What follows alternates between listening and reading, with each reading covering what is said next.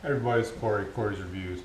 Hey, I'm going to do a quick review on a camera today. The reason it's going to be a quick review is because I decided I was going to take it out of my arsenal and sell it. That's what I did. So I'm going to do a quick review before I package it up and ship it off to the next guy. But basically what we're going to be reviewing today is the Olympus Pen E-P3. It's this guy right here. I'm going to go over a couple of the things I liked about it while I used it, while I'm getting rid of it, and why I bought it in the first place. We'll start with that, actually, why I bought it in the first place. You guys seen a lot of my other like Nikon reviews and camera reviews.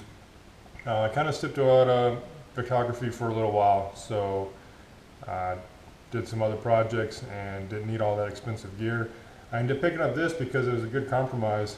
About 2 years ago, the mirrorless was starting to take off, so I decided to pick up this Olympus just because I got it secondhand. Wanted to see what it's about. I'm very impressed with it, and I'll go over some of that, what I liked about it. But decided to give it a shot, and I liked what I saw and played with it. And basically I'm getting back into photography, so I'm starting to get some of my old gear, and basically it's getting a little bit redundant. And that's why I decided to sell this off so I can get a couple more higher end pieces of equipment. Okay, let's get down to the review. This is the camera right here. As you can see, it's pretty small and compact. Lenses also are pretty small.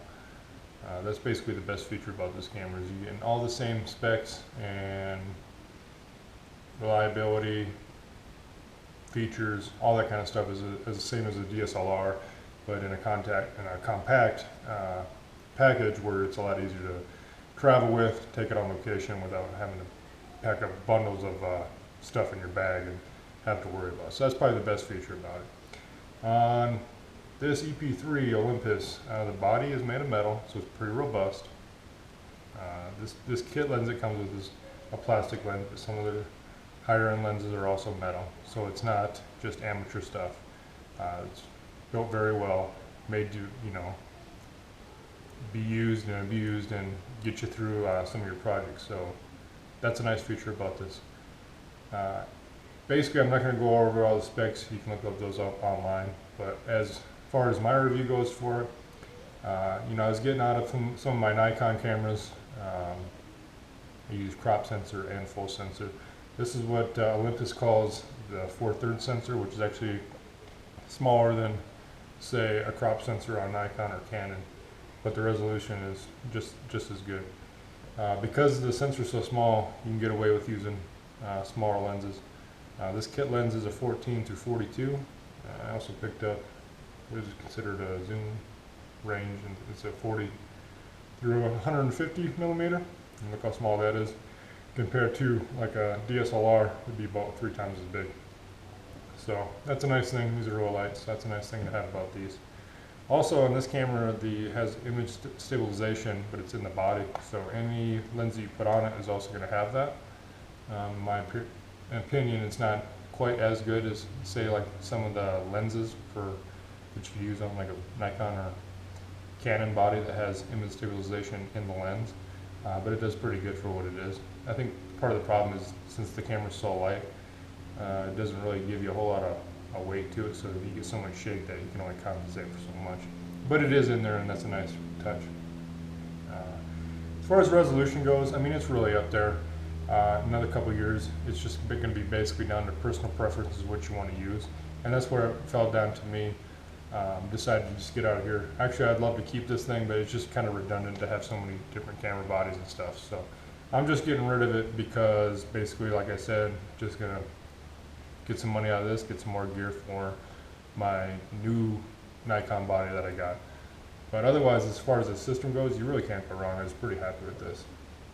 So they got interchangeable lenses that just work just like a DSLR, and then these, if you get more than one body for Olympus, or also these lenses also work on Panasonic as far as their system goes.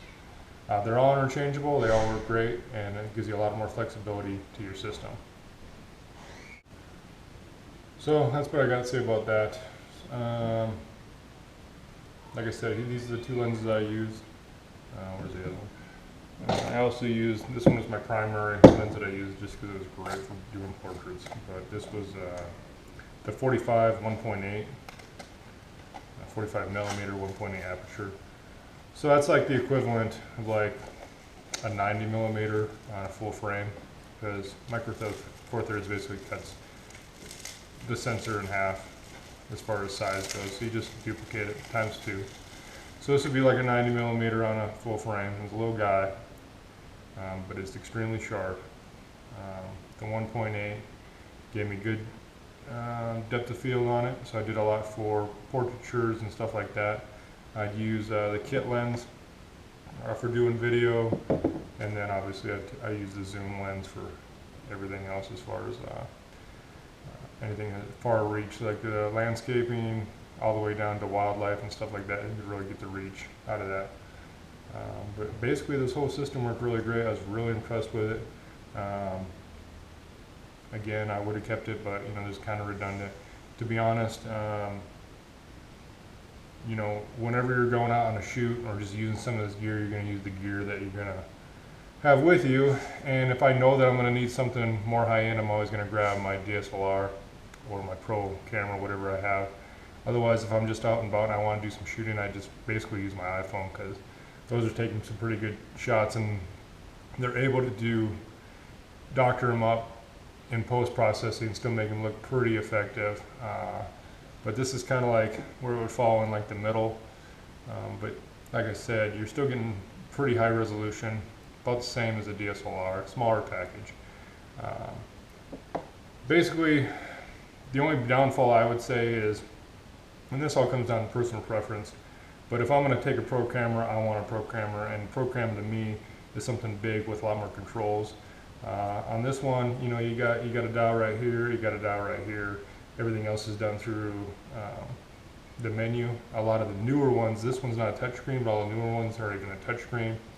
I don't like that so much. I actually would rather have like just you know, manual gauges with, you know, textile. I like to use them with my fingers so I know that I'm clicking in either to get to the menus, to get to the settings I want. And basically that's why I ended up getting out of this, because on the larger DSLR bodies, it's just more of a mechanical feel with the shutter, and more mechanical with the dials. It just feels better to me. It's quicker to get what I need, and it just makes it easier for them, like on a serious shoot. So that's why I'm going back to that.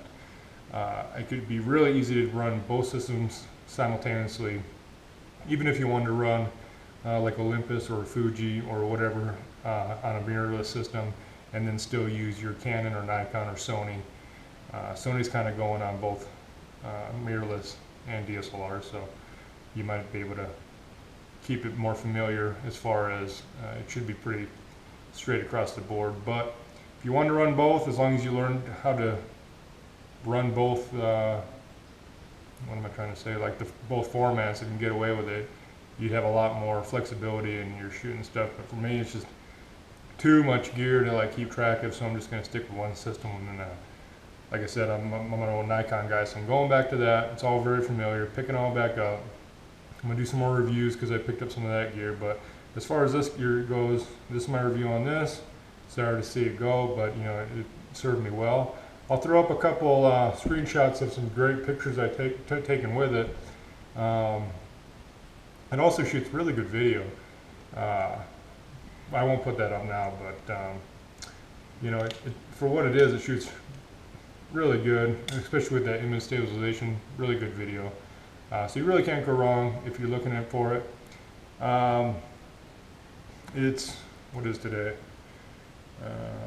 May 26, 2015. I'll just let you know that for this and these two lenses, I got a case. I ended up selling it for like $326, basically like $330, which is pretty good deal to get a complete system if you're looking for a starter system. So look out there. I mean, that's what I just sold it for. I remember picking it up for very similar to that. I was very happy with it. I got it just to try it out. I'm very impressed.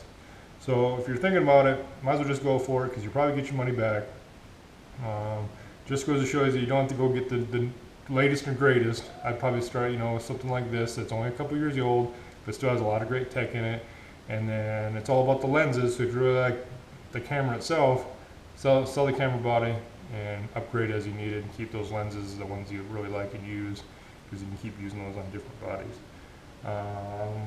One more thing I wanted to talk about is also this came with an electric viewfinder. This can be snapped on, so I won't do it. But basically it goes on the top of there, so it's like an electronic viewfinder. It kind of makes it more feel like a DSLR, even though it's not a real viewfinder, it's just a small screen. But it really worked out good. But it just goes to show you can get a whole bunch of accessories to make your shooting more easier and flexible.